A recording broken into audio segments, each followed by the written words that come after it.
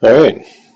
Well, I wasn't planning on doing a video tonight, but some guys on the Discord caught that Tenet uploaded the AIF, so let's run through it. I read through it once kind of quick, and there were some cool things that stuck out.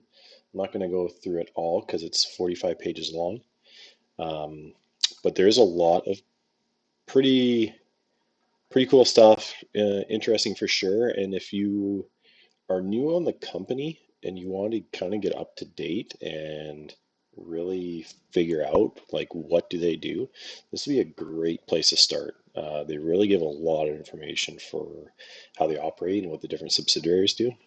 One thing I noticed, which actually I missed in the last quarter, was uh, under their org chart here for all the business subsidiaries, they put the link steel and this ASAC in here, which I thought was new, but then I went back and I looked at their Q4 or their Q1, sorry, and they had it in there. And then, but if you go back to Q4, it wasn't. So this is definitely something that was maybe caught when they were making this form, and they maybe they added it in there to make sure everything was captured. So yeah, definitely a lot of history for Tenet going all the way back to the early days. It talks about Johnson when he first incorporated it, the name of the business, and all that stuff. Uh, Basically, goes through financial overviews and almost every single, well, probably every single news release that they've had in like the last few years of the company, um, which is all pretty cool. I'm not going to read all this stuff. You can always get caught up that way. But I just wanted to like jump down to kind of description of the business. They're the parent group of companies for all these subsidiaries in China. It goes in their Chinese operations, and then yeah, operates as business hub through several interconnected subsidiaries. And then it gets down to this chart here, which is the same thing I saw up above, but it kind of blocks out the Canada stuff, and then it focuses on the Chinese stuff, and it gives you a little bit of color, but then really gets into it, right? So you get the ASL, which is a Hong Kong-based holding company, ASH holding company again for their supply chain technology companies. Uh, ARO is a holding company for owning subsidiaries operating the financial services and lending sector. It talks about ASDS, the manager of the Chinese portion of Tenet's business hub.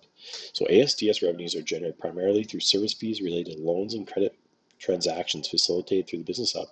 It offers SMEs a number of benefits, including fridge registration, time savings because the business hub brings lenders to SMEs, increased chance of obtaining credit, pre-qualification credit can be easily accessed, and a greater likelihood of more borrowing options from multiple lenders. For banks and lending institutions, the Business Hub offers a streamlined access to potential clients, B, instantly pre-qualified clients based on the lender's specific lending criteria, C, minimized lending risk, D, time and money savings, and E, growth of the lender's loan portfolio. Loan brokers also benefit the Business Hub, minimizing wasted leads, spending less time gathering data, building lending files, and increasing commissions.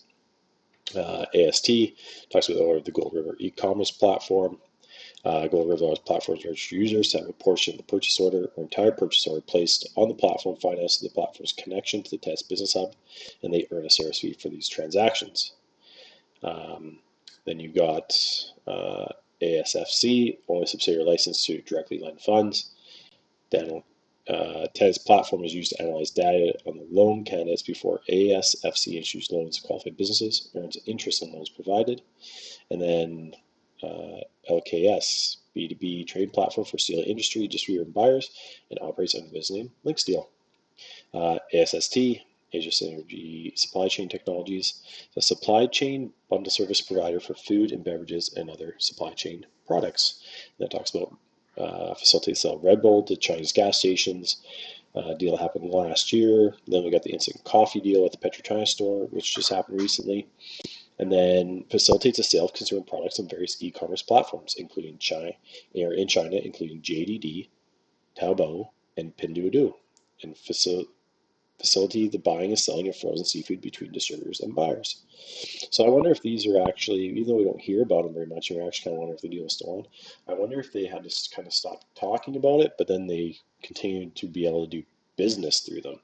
They just didn't want to come out and publicly say it for whatever reason that Pinduoduo had.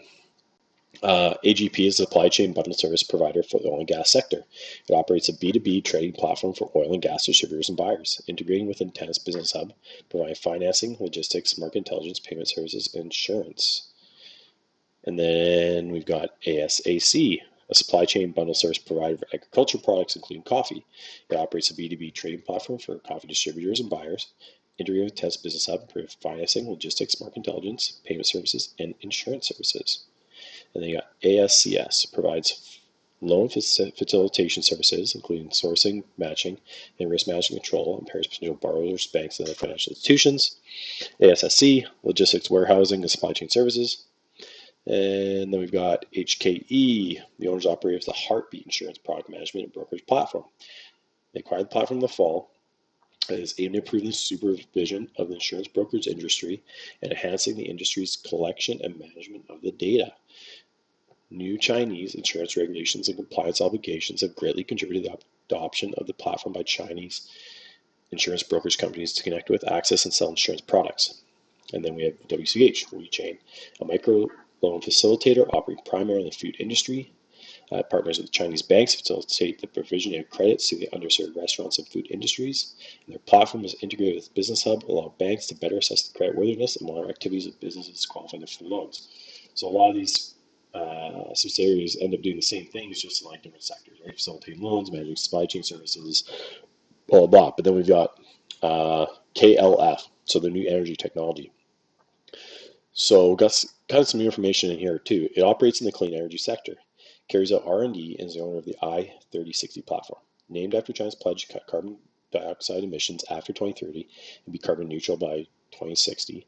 The I-3060 platform aims to digitize the feasibility and life cycle of clean energy products. So now we know behind the old naming of it.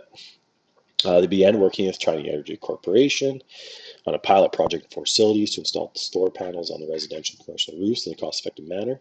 The I-3060 platform is used to identify the rooftops in each city where the solar panels could potentially be installed, with each roof identified as a major project. They then estimate the potential energy to be generated by each project, and the potential feasibility for determining whether many projects should be pursued, and funding for the projects is provided for the business hub.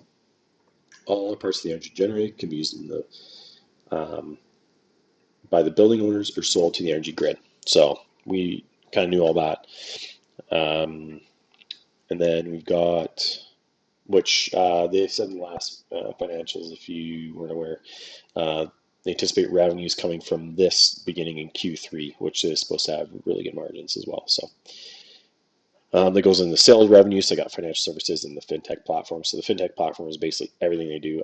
Financial services, if I remember correctly, is kind of like loans that they have on their own, they kind of service themselves in order to get the AI to work and testing for defaults and all that stuff, I believe. So Canadian operations. So this part was kind of neat too. So basically, just talk about how the business hub is going to change from China to Canada, and it'll differ considerably because, as we know, it's going to be more of a social network platform with more user interfaces, promoting interactions, blah, blah. While in China, it's kind of industrial focused with limited user interface. But what launched, what they're saying is it's going to generate new revenue streams, which we know. And then going from transaction-based model, which fees are charged for facilitating B2B, their revenue model outside of China, they say here, is primarily on advertising as well as subscriptions to analytics and AI applications offered both consumers and businesses. So, well, it wasn't totally clear from the rest of the presentation, and we could kind of glean that, okay, well, most likely they're going to be charged for advertising, and we knew that they were going to be charging for the business insight and stuff like that. Like, it basically says it right here, like advertising, it's going to cost you. And then they go into kind of all these different aspects, right? So specialized skill and knowledge. The team possesses all these unique characteristics to succeed in the business, and they have highly technical people and management as part of the company. And then they've also got competitive conditions, and talk about like why that Tenet is so good at making these transactions happen and why it's so beneficial. Um, so the new products, of course, is the Heartbeat and then the Cubular that they acquired. Um, and then again, Tenet's been limited to commercializing Cubular platform in China. They're now engaged in adapting the platform for markets outside China. Expect to launch the platform as referred to the Business Hub in Canada before the end of 2022. So again, doubling down on the 2022 thing. And then they've got intangible properties, including Cubular, Tenor's 3, Gold River, Heartbeat, i33060, and WeChain. And they file for trademark protection on those. Going to cycles, they say that the business isn't cycler, however, they are affected by the Chinese New Year. Economic dependence. So while they were dependent in 2020 from this one supplier, um, that they made supply chain financing really transaction with. I can't say that, but they provided the shipping, warehousing, logistics services to hundreds of raw material suppliers and manufacturing clients. So this was a big partnership that they had. However, now that Tenet's gotten so large and have all these other clients and companies that they work with, they've basically diversified from being totally dependent on this one agreement, right? So, and then as they expand to Canada as well, also becoming less dependent on that one contract.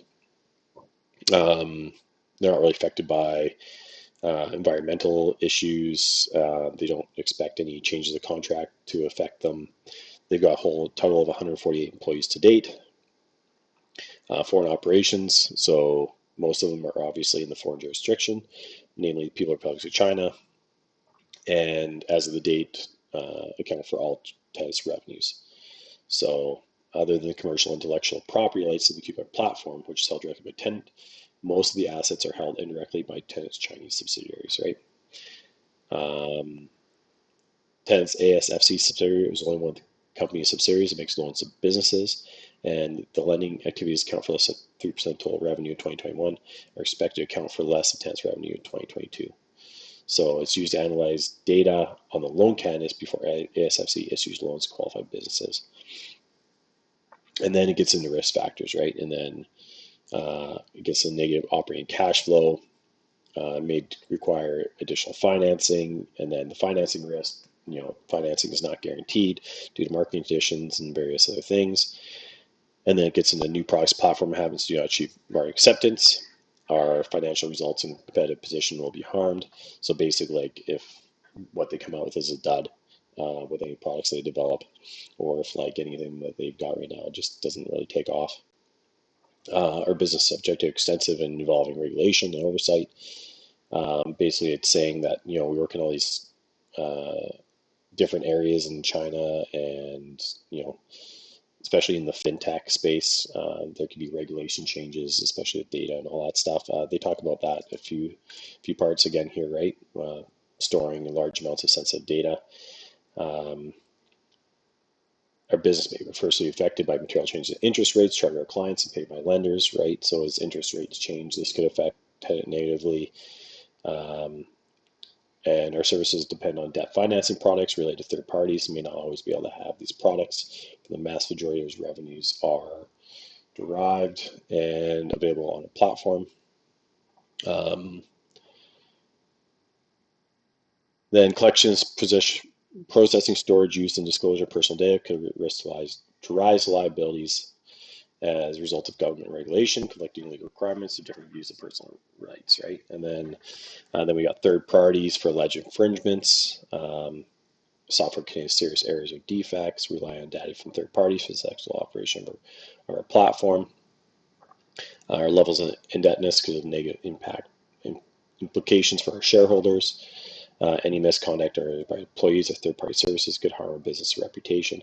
So a lot of disclosure for things that they're having that that could negatively affect the company, right? So you're going to see this in a lot of these AIFs, and you see it in the financials and all that stuff. But they really dig into it here. They do mention as well repatriation of profits or transfer of funds from China to Canada. So as of this date, all the companies operating subsidiaries are located in China except Kubler, Tenoris 3, and Asia Synergy. Accordingly, the repatriation of any profits with the company might want to repatriate from China to Canada, or the transferring of funds from its Chinese subsidiaries to Canada are subject to rules and regulations established by the Chinese government that restrict the flow of funds from China to foreign jurisdictions, including the transfer of funds from Chinese subsidiaries to their foreign parent companies. All the companies taking steps to comply with regulations established by the Chinese government to be able to transfer funds from its subsidiaries to Canada. There are no assurances that the company will remain in compliance with those rules and regulations in the future.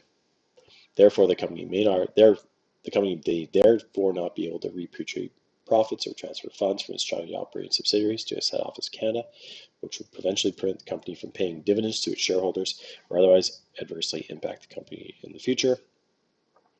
And then, in order to test the ability, they did initiate 2 management fee payments totaling $300,000 during the 2021 fiscal year, and it worked. And there's just no guarantee that it'll work again in the future. Basically, is what they're saying, but there's just nothing saying that it wouldn't work either. So, but they also get into here that they don't plan at this time to pay any cash dividends or distributions as well, and they, upon discretion of the board of directors, they may decide to change that, but as of right now, there is no plans to do that. And that gives us a capital structure, share options and warrants,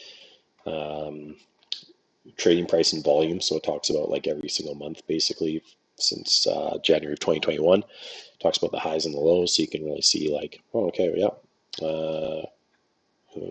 Basically 16 months ago or 18 months ago, we were at low of 320. Now we're at a low of 181. So pretty significant.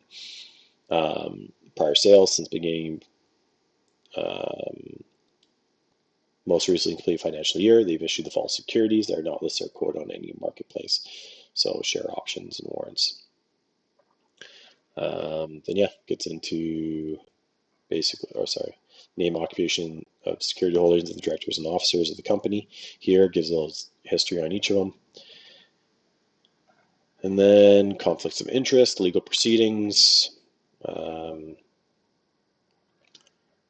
Yeah, tons of information here, guys. So, I mean, if you got the time and you really want to read through it, I mean, I'll include the link below, but I'm definitely not going to go through that, right? This is pretty awesome in here. They got relevant education experience of all those people here. So another cool thing that I really want to make sure I capture that I read in here was the competitive conditions. So in here they get into why there's such a great platform for facilitating loans. So small, medium-sized businesses and micro businesses in China, for the most part, are confronted with a frequent cash flow problem. So a variety of lending platforms sprung up in the last few years to help these businesses gain greater access to loans and credit to meet their short-term cash needs, making the space very competitive.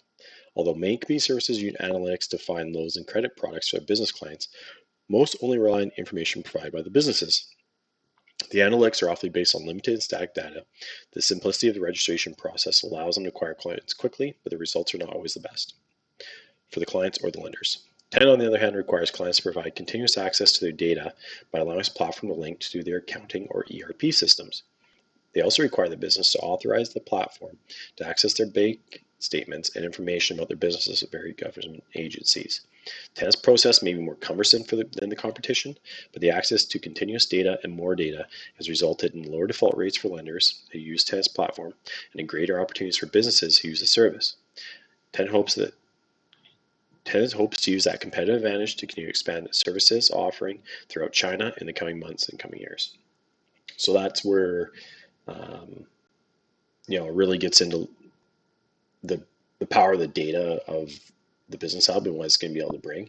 And that's also why they got all those all those partnerships. You see it like biggest bank, second biggest bank, right? All these massive brokerages, plus the partnerships he made with the municipalities in China, right? Because it reduces the risk for everyone involved, and gives the most amount of power even to the people that choose to sign up with the lending hub, right? Because they're going to get way more differing loan options from all these partnerships that Tenet's made with these financial companies. So and probably get better rates, and it's just one interconnected thing that improves business across all these small, medium size, and micro businesses in China. So yeah, that's all I really got to say on this one. Appreciate you taking time to listen and being interested. Again, if you got any comments, right down below, I might be able to answer any questions you might have. Yeah, other than that, have a good night, guys.